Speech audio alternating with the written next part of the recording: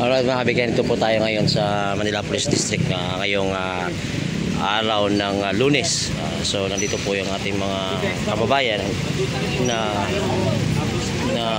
meron po silang nakalagay na release detail illegally. So ay mga kabigyan, ito po yung mga taga-media. Dami pong tao na rito ngayon. Nakita nyo. Ito po mga ating mga kaibigan from mga MTPB. So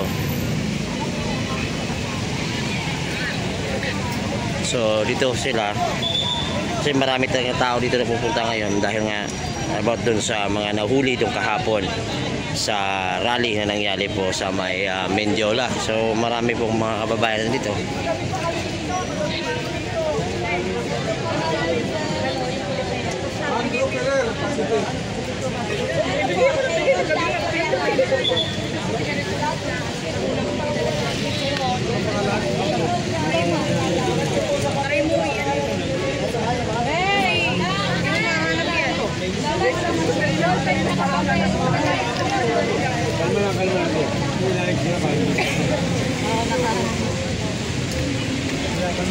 Nako, umulan pa.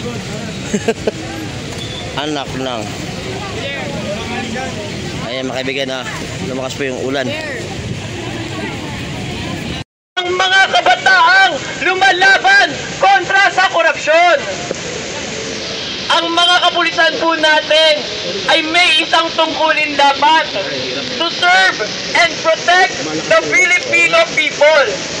Dapat po pinoprotektahan ng ating kapulisan ang mga kabataan, ang sambayanan laban sa iba't ibang forma ng inustisya. Kasama na po dyan ang korupsyon. Pero bakit nakakalimot yata ang ating kapulisan sa tunay na tungkulin nila? Bakit tila mas prinotektahan ng mga pulis ang mga korap, ang mga korap, ang mayayaman, noong kinulong, noong illegally inaresto, noong dinahas ang mga kabataan at ang mga nagprotesta kahapon? Kahapon po, nakita natin ang ang naipon na galit ng sambayanan ng mga kabataan nung sama-sama tayong tumungo sa Luneta at Mendiola. Nakita po natin na tama na, sobra na ang dekadang pang-abuso, pangungurap laban sa ating mga kabataan sa mga batayang serbisyo sa ating lipunan. Pero bakit tila nakalimot ang ating mga pulis na ang dapat pinoprotektahan nila, nang dapat nakakampi nila ay ang mga kabataan at ang sambayan ng Pilipino, na ginagawa lamang po ang ating mga tungkulin na pagsilbihan ng sambayanan? Bakit po? Diba, sinasabi nila naging maras daw yung pagkilos kahapon. Magiging maras po ba yun kung pinayagan nyo na lamang ang mga kabataan at ang sambayanan na gawin ng karapatan nila, na gawin ng tungkulin nila, na tutulan ang korupsyon sa ating lipunan? Kaya naman po, nananawagan po tayo sa ating kapulisan at kay Mayor Isko Moreno. Bakit po? Nakakita na po ba tayo ng mga korap na kinaladkad sa kalye? Nakita na po ba kayo? Nakita na po ba kayo ng mga korap na binugtog ng mga pulis? Nakakita na po ba kayo ng mga korap na inaresto ng mga pulis? Si Digong sa ICC. Diba? Si Digong. Sila dapat ang inaaresto. Sila dapat ang subject ng ganito, ng mga pulis. Pero bakit kabataan ang lalo nating ang dinadahas ng ating kapulisan? Kaya naman po, nananawagan ako, I'm speaking directly sa ating kapulisan, kay Isko Moreno, na bakit po na mas ang pinag-iigpitan natin, mas dinadahas natin ng mga kabataan, ang mga nagpoprotesta. Hindi po hiwalay, hindi po ligtas ang UP Diliman, ang mga iskolar ng bayan sa ganitong pang-abuso, sa ganitong violence na naranasan natin.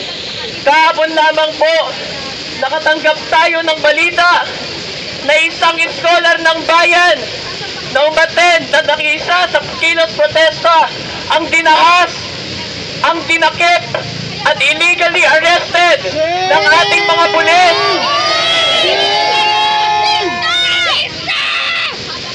Kinukondena po namin ang pang-aresto, ang illegal arrest, ang pangdarakip at pang-abuso sa kasama namin na si Wobby Villanueva. Kaya naman po, kinukondena din po ng mga scholar ng bayan. Nakagabi po, nung naglunsad ng Quick Response Team ang mga scholar ng bayan, ang sambayan nandito kagabi, nakita po natin na walang kumakausap sa atin, na hindi po ibinapakita ang mga kabataan na inaresto illegally kahapon. Nandun pa po na may mga injured po sa kanila. Kinukondena po natin ang ating mga kapulisan na patuloy na nagte-turn ng blind eye sa sambayan ng Pilipino sa mga kabataan. Kaya naman po, hamon sa atin sa kapulisan na pagsilbihan ang tunay na dapat nilang pinoprotektahan ang sambayan ng Pilipino. Mga kurakot ikulong! Mga kurakot ikulong! Kabataan! Pag-asa ng bayan! PPWH! Marcos Pingilin! Duterte panagutin!